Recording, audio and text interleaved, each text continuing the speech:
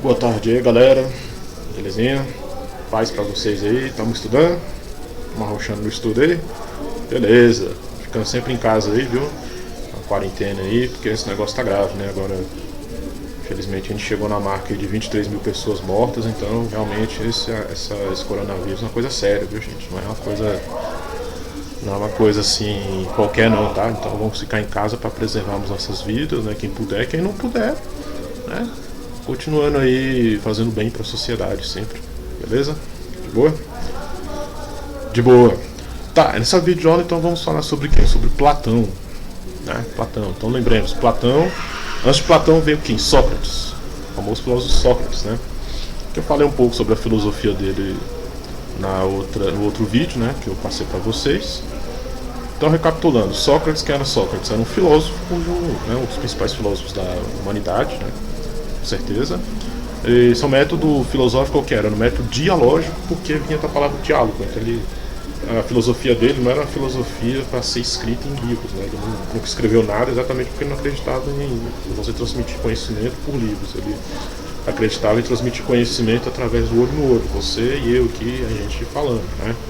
Então, era isso que Sócrates queria. Então o método dele é chamado dialógico, é um diálogo em busca da verdade, consistia de duas partes. Ironia, né? Ele dizia que a pessoa, ele via as pessoas falando, né? Falando, identificava contradições no discurso das pessoas e apontava essas contradições, até que tinha dois caminhos. Ou a pessoa ficava indignada da vida, né? Porque ninguém gosta de ser contraditado, né? Essa é a verdade da gente. Ou então a pessoa reconhecer, de fato, aquilo que eu achava que eu sabia, realmente não sei não, né? Beleza, o Sócrates então começava a segunda parte do método dialógico dele depois da ironia, qual que era? A maiêutica, né? Por que maiêutica? Porque Sócrates era como se fosse um parteiro, só que um parteiro de novas ideias, né? As ideias antigas e contraditórias da pessoa, se a pessoa tivesse humildade suficiente, ela reconhecia que, olha, realmente eu não sei aquilo que eu achava saber, essas ideias minhas estão erradas. O Sócrates dizia, não, beleza, também não sei não, também não, sabe, só sei que nada sei, né? Então por que você e eu não vamos dialogar, tentar encontrar uma verdade aqui, né? Através do diálogo, né? Não vamos brigar, não vamos nada disso. Por que a gente não tenta encontrar a verdade aqui? Vamos dialogar para tentar achar essa verdade? A pessoa, beleza, vamos lá. Então começava então a maiêutica. Então Sócrates achava que as ideias, né, o conhecimento já estava dentro de cada pessoa. Então ninguém precisava achar o conhecimento em outro lugar. O que Sócrates fazia? Ele simplesmente ele ajudava essa pessoa a conceber novas ideias mais verdadeiras, mais do que aquelas que ela tinha antes, né? E o Sócrates ajudava a conceber novas ideias na mente dessa pessoa, né? Daí porque o nome dessa segunda parte do método dialógico é chamado de maiêutica, né? Maiêutica em grego significa arte de dar à luz, né? Então, a mãe de Sócrates ajudava as mulheres a darem à luz crianças, já Sócrates ajudava as pessoas a darem à luz novas ideias, né? Não crianças, mas novas ideias. Então por isso que o nome dessa segunda parte do método dialógico é chamado de maiêutica, né? Então assim era a filosofia de Sócrates, beleza, de boa. Só que quando você contradiz pessoas muito poderosas, muito influentes, muito arrogantes e tal, você pode ganhar dois tipos de pessoas pro seu lado. Você pode ganhar amigos, né? Porque você acaba fazendo amizade com a pessoa e tal. O verdadeiro amigo é aquele que adverte a pessoa, né? Que ela está fazendo errado e tal, não aquele que elogia. Tá? Leve isso para a vida de vocês. O verdadeiro amigo não é só o que elogia, não. É exatamente o cara que chega em você, mete o dedo na sua cara e fala, fulano, você está errado. Esse é seu amigo, você pode confiar nele. Tá? Então, muitas pessoas reconheciam isso por realmente eu vou ser amigo de Sócrates. Esse cara é muito doido, é muito sensacional esse cara. Só que nisso você também, Sócrates também passou por isso, ganhava inimigos, né? Então a gente não gostava. Então a pessoa podia virar discípulo de Sócrates ou podia sair por aí falando horrores dele, né? Infelizmente muita gente na Atenas lá da época do Sócrates, né? Era dessa forma, né? Beleza, o que acontece? Essas pessoas que não gostavam do Sócrates, porque Sócrates mascarava essas pessoas, né, as falsas concepções, a falsa sabedoria delas, fizeram casinho com Sócrates, né, armaram pra cima dele. Então, os caras tinham poder, influência política, inventaram um monte de acusações sem sentido, né? Por exemplo, corromper a juventude, inventar novos deuses, acusações que não faziam o menor sentido, né? E levaram Sócrates ao tribunal. No tribunal, as pessoas convenceram as outras lá de que Sócrates era um criminoso e acabaram condenando Sócrates à morte, né? E infelizmente Sócrates foi obrigado então, como pena de morte, a beber uma planta chamada cicuta, tá? Que é uma planta venenosa lá no sul da Europa, né? Aí ele pegou, ingeriu essa planta e morreu, né? Infelizmente isso foi isso que aconteceu, Sócrates acabou morrendo, né, nas mãos dessas pessoas que se incomodavam com a filosofia dele. Felizmente, Sócrates também tinha muitos amigos e discípulos também, sobretudo, né? Vários discípulos. Um dos quais, o que mais se destacou na história da filosofia, foi um cara chamado Platão. Tá? Platão, que não era o nome dele, esse não era o nome dele. Platão em grego quer dizer lá, né? Então, provavelmente essa palavra Platão se refere ao fato dessa pessoa, né, que nós conhecemos hoje como Platão, ser uma pessoa grandona, né? Então um ombro muito largo, muito alto e tal.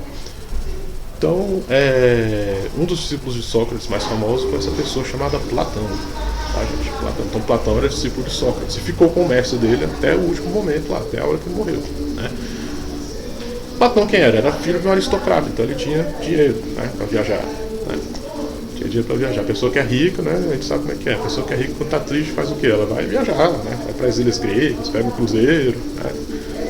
Compra uma Ferrari importada, essas coisas aí, né? Quem é pobre, né, tá triste, levantar a cabeça no pior, porque vamos pra frente que atrás vem gente, né? Assim dizendo o pessoal das antigas, né?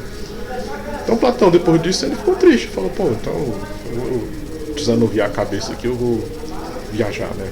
Pra esquecer isso, né?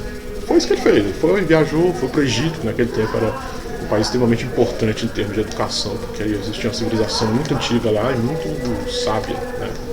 Sabedoria dos faraós. Então Platão, ele foi para o Egito, né? Foi para o Egito, foi para o Oriente Médio, vários países aí, para viajar e estudar também. Ele aproveitou e estudou, tá? Estudou bastante. Estudou, até que em determinado momento ele resolveu voltar para Atenas. E voltando para Atenas, ele falou, não, essa obra do Sócrates não pode morrer, né?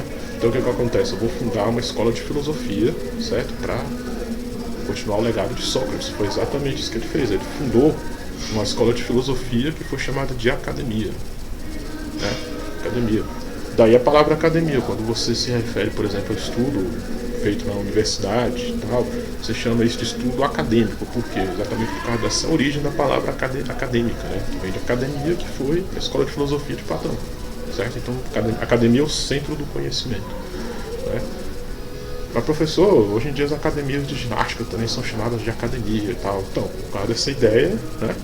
Dessa ideia original de ensinar alguma coisa às pessoas, você melhorar o corpo, a mente e a alma das pessoas, né? Essa ideia da academia de Platão é isso, aprimorar o corpo, a mente e a alma das pessoas, né? De maneira que elas fossem pessoas melhores, né? As academias de ginásticas ainda conservam um pouco dessa ideia, né? Só que não mais hoje voltada para a área da saúde espiritual ou filosófica, né? Hoje é exclusiva da saúde corporal, mas ainda assim tem essa ideia, né? A palavra academia ainda carrega essa ideia de melhoramento da pessoa, né? Da saúde da pessoa, né? Saúde no sentido de saúde tanto física, espiritual, filosófica, etc e tal, mental e tal, né?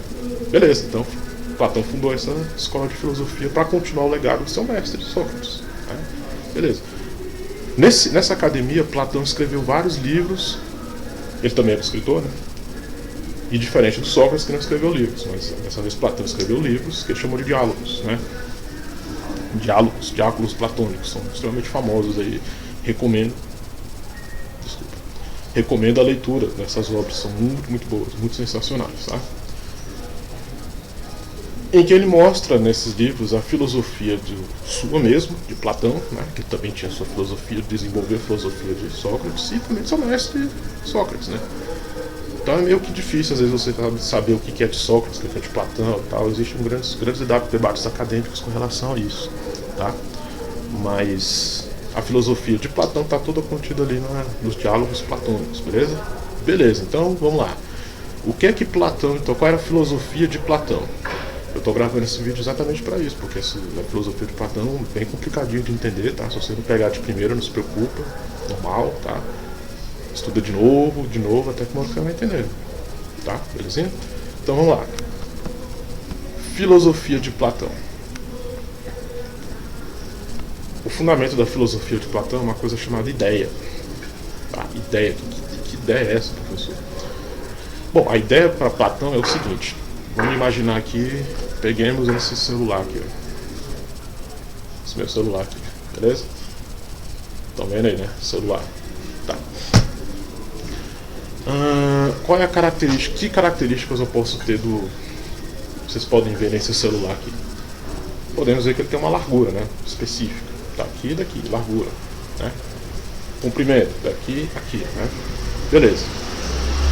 Esse celular especificamente falando, ele tem uma largura tal que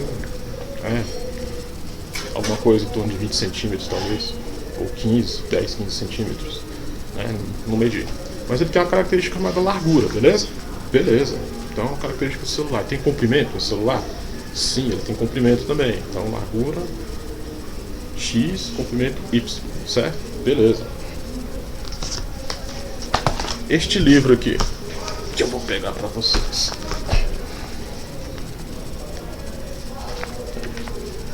Vocês estão vendo? Né? Ele se parece com esse celular? Não, não se parece com esse celular, né? Obviamente são objetos diferentes, bem diferentes. No entanto, esse livro aqui tem algumas características que podemos dizer em comum com o celular? Sim, tem. Exemplo, largura. Ele tem largura? Sim, tem largura. Olha aí, tá vendo? Comprimento tem? Tem comprimento. Né? Então vocês percebam que tanto para o celular quanto para este objeto aqui, nessa revista, né, existem características em comum, largura e comprimento. Certo? Largura e comprimento. Tá. Mas então o que é a ideia, professor? Explica pra gente o que é a ideia. Platão ele vai dizer o seguinte, olha só, a verdade ela não está no nosso mundo físico, ela está além do nosso mundo físico. E só quem pode alcançar essa verdade é a nossa mente, nossa razão, nosso pensamento, né? De maneira que se a gente olhar simplesmente para os objetos, a gente vai ver somente objetos, né? Vamos ver só esse celular, essa revista e outras coisas mais do nosso cotidiano. Beleza. Olhando com nossos olhos, digamos, carnais, só podemos ver isso daí. Mas o que aconteceria se a gente abstraísse alguns conceitos desses objetos, tá? De que maneira classificá-los, né? De maneira a gente ver características em comum desses objetos. Aí teríamos um conceito de ideia, que é exatamente isso que Platão diz pra gente, né? Então vamos lá. Esse celular aqui meu, por exemplo, ele é um celular, é um objeto, né? Na filosofia a gente chama isso de objeto. É um objeto de estudo, certo? Objeto de estudo. Agora, se eu pegar determinadas características desse objeto de estudo e abstrair essas características, né? Eu posso aplicar essas características desse objeto aqui, de certa forma, para todo e qualquer objeto do nosso mundo. Então, se eu abstrair a característica largura deste objeto, eu posso aplicar o conceito de largura para todo e qualquer objeto do mundo. Tá? Todo e qualquer objeto do mundo. Então a televisão tem largura, a janela tem largura, a mesa tem largura, o carro tem largura, tudo no mundo tem largura. Consigo abstrair ideias, certo? Essa ideia abstraída dos objetos, que ao mesmo tempo que ela está em todos os objetos, mas não pertence a nenhum objeto em específico, é chamada de ideia. Tá? Então podemos entender a ideia de Platão como sinônimo de conceito, né? Conceito. Percebem que o conceito largura ele pode ser aplicado a este objeto, o celular, certo? O celular tem largura, mas ele não pertence apenas e tão somente a este objeto. Eu posso usar o conceito de largura para classificar também esta revista que não tem nada a ver com o celular. Vocês estão percebendo isso? Vocês estão pegando o fio da meada? Então, conceitos, o que é a ideia platônica? É a ideia de conceito. Conceito abstrato. Conceito que a gente não pode tocar. Alguém pode tocar o conceito de largura? Não, não podemos. Alguém pode tocar o conceito de comprimento? Não podemos. Alguém pode tocar o conceito de amizade? Né, por exemplo? Não pode. Não pode. No entanto, se eu sou amigo de uma determinada pessoa, o que acontece? Eu sou amigo dessa determinada pessoa, certo? Posso estender isso para outras pessoas no mundo. São mais de 6 bilhões de pessoas no nosso mundo. Então, outras pessoas também têm amigos, né? Então, posso ver características em comum desse sentimento que eu tenho pela pessoa com que eu digo que é meu amigo. Outra pessoa na China também pode ter um amigo dela. Ela vai extrair características que vão ser comuns com a amizade que eu tenho com a determinada pessoa. Então, por exemplo, quero um bem-querer para meu amigo, né? outra pessoa também vai querer bem querer para outra pessoa. Então, características em comum. Vou abstrair isso, né? Vou criar um conceito a respeito desse bem querer que eu tenho com determinadas pessoas. Vou chamar isso de amizade, né? Vou chamar isso de amizade. Então vocês percebam que o conceito de amizade é o conceito platônico, né? É a ideia platônica. O que é a ideia platônica? É o conceito, no caso, o conceito de amizade. Então o conceito de amizade é uma ideia platônica, né? Para Platão é uma ideia, que ele vai chamar de ideia, certo? Só que percebam que o conceito de amizade claramente existe entre mim e meu amigo, entre a pessoa da China com o amigo dela. Só que você não pode pegar no conceito de amizade. Não existe no nosso mundo físico, né? Você não vê a amizade andando por aí, ô amizade, beleza? Tá, tá as coisas aí de boa, tá? Não vai, né? Não vai. Não existe esse conceito, é um conceito abstrato na mente da gente. O que existe são comportamentos que indicam a amizade, né? Se eu tenho um grande respeito para a pessoa, então obviamente existe uma certa amizade entre mim e ela, né? Como eu falei para vocês até em sala de aula, existem três formas de amor na filosofia, no povo grego, né? É o ágape, o amor a Deus, o eros, o amor romântico, e filia, que é o amor à amizade. Daí a palavra filosofia, né? Sofia, sabedoria. Filis, amizade. Então, amigo da sabedoria. O filósofo é amigo da sabedoria. Conceito do amor, né? Ninguém pode sair por aí e pegar o amor, não tem isso, né? Mas você pode ver manifestações dele nas pessoas, as pessoas veem comportamentos em comum, né? E digam, já sei, vou chamar isso aqui de amizade, vou chamar isso aqui de amor, vou chamar de ódio, né? Então são conceitos abstratos, certo? Espero que estejam entendendo aí. Caso não entendam, não tem problema, manda a questão aí, beleza? Beleza, então a ideia platônica é essa, tá? É o conceito abstraído a partir dos objetos. Então, a partir deste objeto celular, eu abstraio um conceito que eu vou chamar de largura, que significa a distância daqui para cá. Posso derivar outro conceito, comprimento, distância daqui para cá, e assim sucessivamente, tá? Então, ideia platônica é igual a conceito, certo? É isso que Platão quis dizer com a ideia com o conceito de ideia, né? 2 moedas de R$1 de 1 euro, por exemplo, né, como eu usei no exercício na apostila, aparentemente elas são idênticas entre si, né, mas não são idênticas, porque eu posso, se eu for medir no microscópio, você vai ver que tem pequenas diferenças ali, ó. Às vezes tem um buraco no microscópio de um lado, às vezes não tem no outro e tal, mas a partir dessa moeda eu abstraio o conceito de largura e comprimento, entre outros, certo? Beleza. Então essa é a ideia platônica, tá, gente? A ideia abstrata aí. Beleza, por causa disso, Platão ele vai dizer que o mundo pode ser dividido de 2 formas, tá? Para Platão, o conceito de perfeição é fundamental, tá? Então, quanto mais a ideia for abstrata, mais ela é perfeita. Quanto menos abstrata, menos perfeita ela é, certo? Por isso, Platão vai falar de 2 mundos, digamos assim. Não são mundos assim, no sentido de que é planeta Terra, planeta Vênus, não, reino dos céus, não é nada disso, tá, gente? São mundos que ele separa de acordo com a proximidade ou não do conceito de perfeição, que para ele é fundamental, tá? Então vamos lá, existe um mundo sensível, que é esse nosso mundo da gente, né? O mundo dos objetos, mundo físico. Então nesse mundo sensível, nesse mundo físico, existe este objeto chamado celular, certo?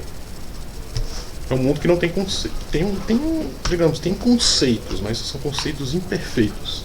Esse celular e essa revista, aparentemente, nesse mundo físico, não tem nada a ver, certo? São 2 objetos diferentes.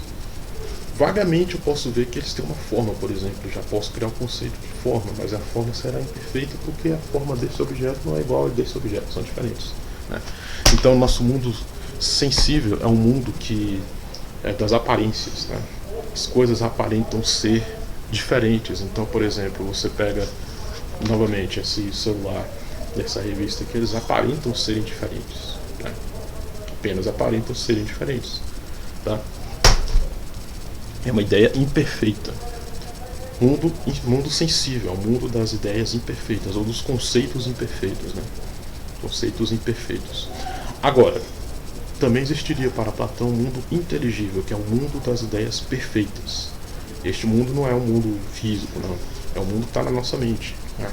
Então, por exemplo, a ideia perfeita. Vamos pegar aqui, por exemplo, o conceito de largura. Né? Se eu usar esse conceito de largura para esses dois objetos aqui, eu vou ver que existem imperfeições nesses objetos, de maneira que se eu pegar dois celulares, por exemplo, idênticos a esse daqui, eu vou ver que existem pequenas diferenças.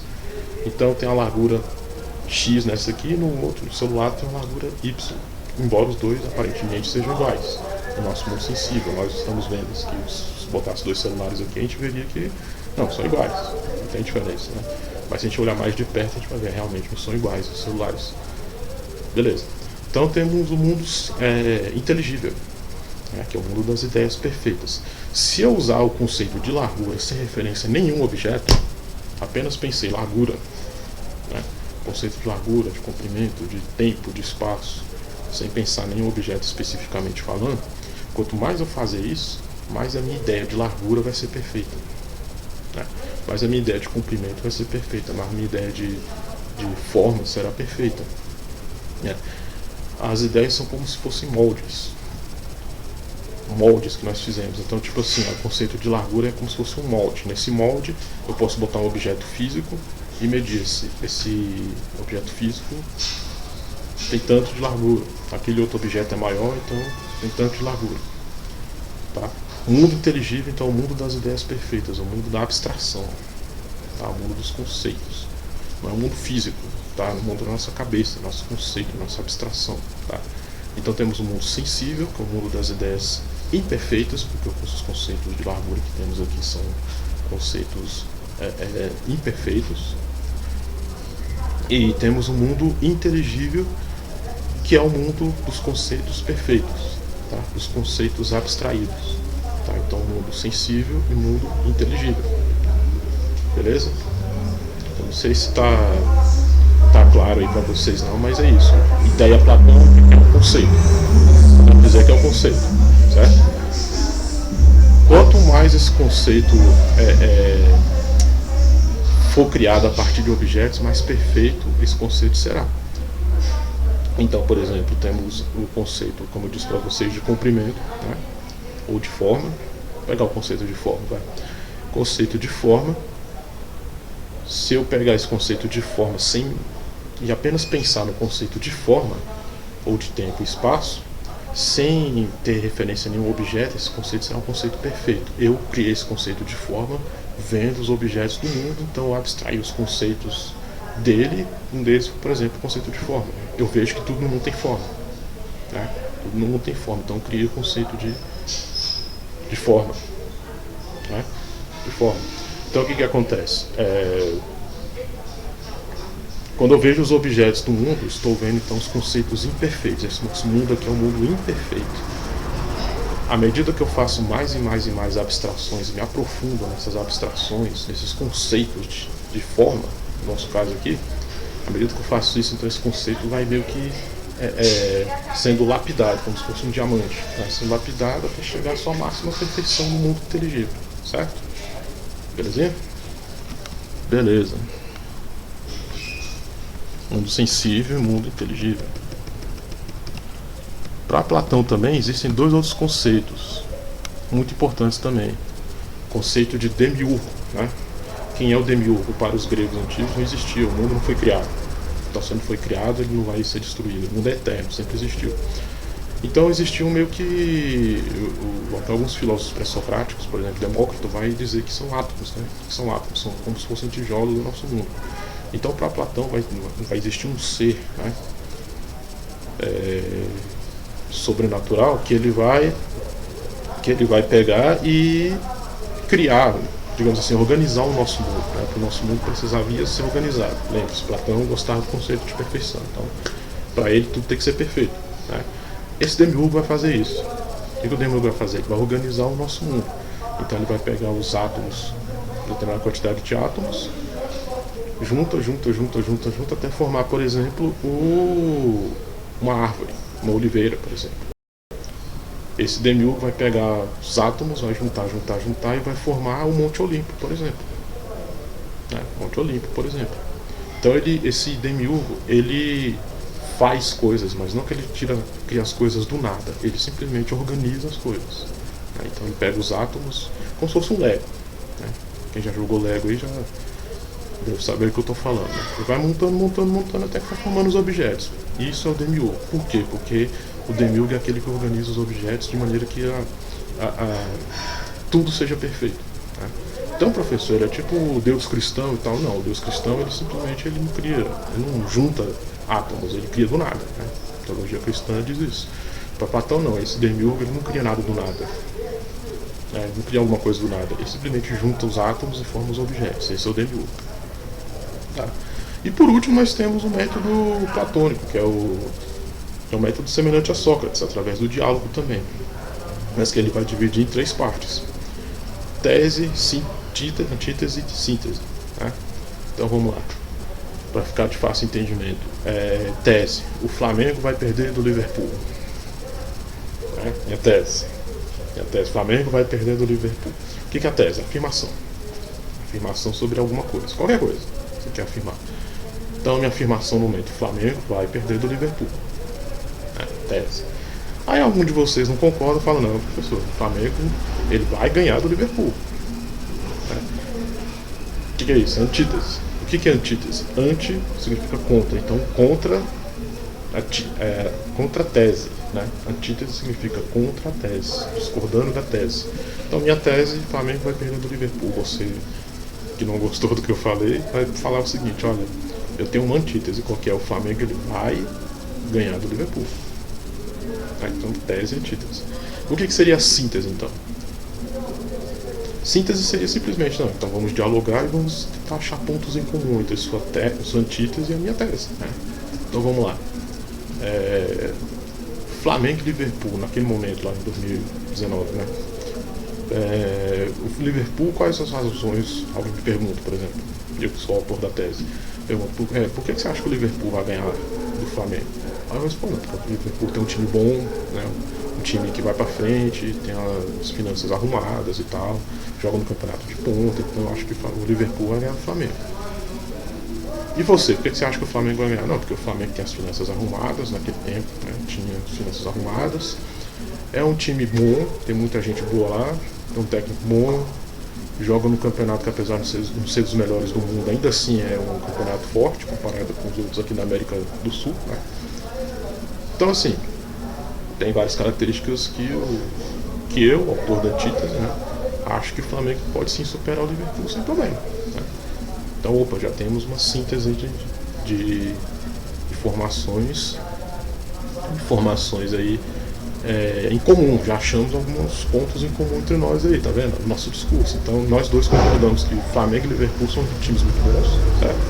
Nós dois podemos concordar que o Flamengo e o Liverpool são times ofensivos, certo? O Liverpool é o time que vai pra frente, faz um e quer mais, e dois, e três, assim, que 10 tá nem aí, né? O Flamengo é a mesma coisa, né?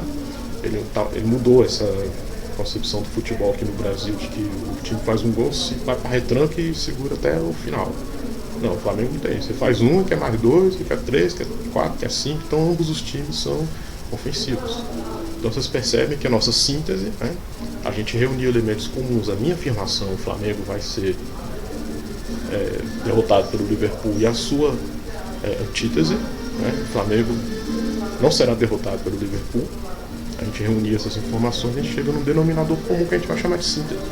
Então é isso. O método para Platão atingir a verdade é bem semelhante ao de Sócrates, né? Então temos a tese, a afirmação de alguma coisa; a antítese, que é afirmar algo contrário à tese, certo? E a síntese, que é uma reunião de características em comum através do diálogo que a gente vai encontrar sobre a tese e a antítese, certo? Então essa é a filosofia do Platão. Belezinha? Questões aqui que eu falei da apostila para vocês. Deixa eu ver aqui.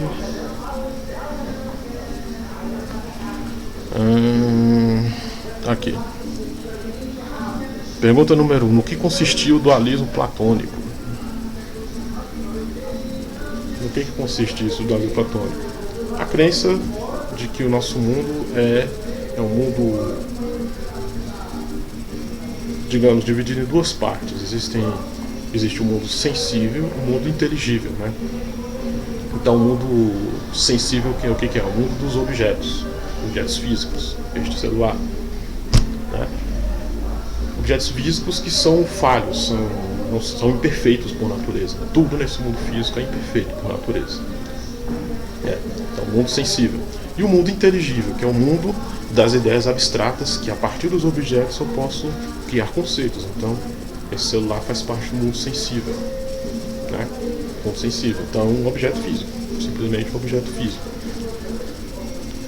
Se eu abstrair alguns conceitos deste celular, conceito de largura, altura, profundidade, aí eu já entro no mundo inteligível, que é um mundo de conceitos, um mundo abstrato, né? Um mundo que a minha mente vai abstrair os conceitos derivados desse objeto. Né? Então esse celular faz parte do mundo sensível. Se eu abstrair esses conceitos, criar conceitos como forma, largura, comprimento, peso e tudo mais, então eu estaria meio que criando na minha mente um mundo abstrato que o Platão vai chamar de mundo inteligível. Então, o mundo inteligível é o mundo dos conceitos criados a partir deste objeto, certo? E mundo sensível é o mundo dos objetos físicos. Né? Para Platão, quanto mais próximo do mundo físico o conceito estiver, né, os objetos estiverem, são objetos imperfeitos. Quanto mais próximos, quanto mais abstratos os objetos forem, né, e os conceitos forem, mais próximo do conceito de perfeição. Então isso é um mundo sensível, um mundo inteligível, né? Dualismo platônico, que é o mundo sensível dos objetos imperfeitos e o mundo inteligível dos conceitos perfeitos. Certo? Beleza? 13, que era a figura do demiurgo. Como eu falei para vocês, o demiurgo é um ser que Platão pensou que esse ser ele não seria responsável pela criação do mundo, ele seria responsável simplesmente pela organização do mundo. Né? Então ele pegaria os átomos, descritos lá por Demócrito, pré-socrático, que a gente já estudou. Né? Ele pegaria os objetos, os átomos, né? Montaria os átomos como se fosse um Lego e criaria nosso mundo. Todos os objetos do mundo foram criados dessa forma para Platão através da figura do demiurgo. Então o demiurgo seria uma espécie de ser, né? Um ser metafísico, em que ele organiza o nosso mundo, né? Organiza o nosso mundo e faz nosso mundo ser do jeito que ele é, podendo ser melhorado ou não. Beleza? Explique como funciona a dialética platônica, aquela história que eu falei pra vocês, tese, antítese e síntese. Tese, o Flamengo vai levar um pau do Liverpool, né? Antítese, o Liverpool é que vai tomar um pau do Flamengo, né? Contradição, é uma contradição. Faço uma afirmação, alguém contraria minha afirmação. A afirmação é minha tese, né? E a contradição, o argumento contrário à minha tese será a antítese. E a síntese é a gente sentar e pensar em elementos comuns que fazem eu acreditar que o Flamengo vai tomar um pau do Liverpool e fazem você acreditar que o Liverpool vai tomar um pau do Flamengo. Né? Então, vamos achar alguns elementos em comuns. Os nossos times são bons, são ofensivos, temos bons técnicos, bons jogadores, tudo mais e tal. Né? Síntese. Então, tese, antítese e síntese. Beleza? De boa. Até a próxima aula aí falando do Aristóteles. Falou, galera. Tchau.